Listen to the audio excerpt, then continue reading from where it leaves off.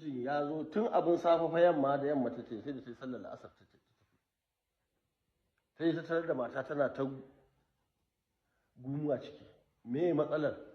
wai mijinta ne tun jiya an ce ya kawo kaza da kaza za a yi matarsa za ta haihu ya zo zuwansa uku yana leƙa sai ya saka kuka ya gudu sake nema ya rasa inda zai samu ina jin wannan labarin shine muka fito da haihuwa kyauta a asibiti har muka yi 99 din nan kowace mata ta je asibiti a jihar Kano asibitin gwamnati ba ni zai roƙe ta ko sisin kwam duk abin da ake bukata gwamnati ta bayar har sabulin yaro wanka a gurin da kuma sun je gida duk wannan abubuwa an yi ba wai wani abu ne aka yi shi tun lokacin annaba ba a lokacin mu aka yi shi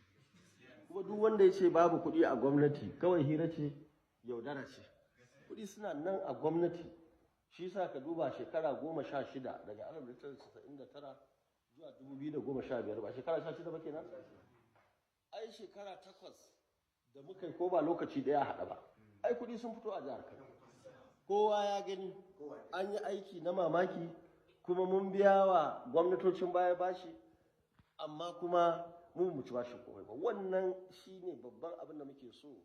gwamnoni da gwamnatin tarayya kowa zai zaga ya faɗi abin da ya dace mutane su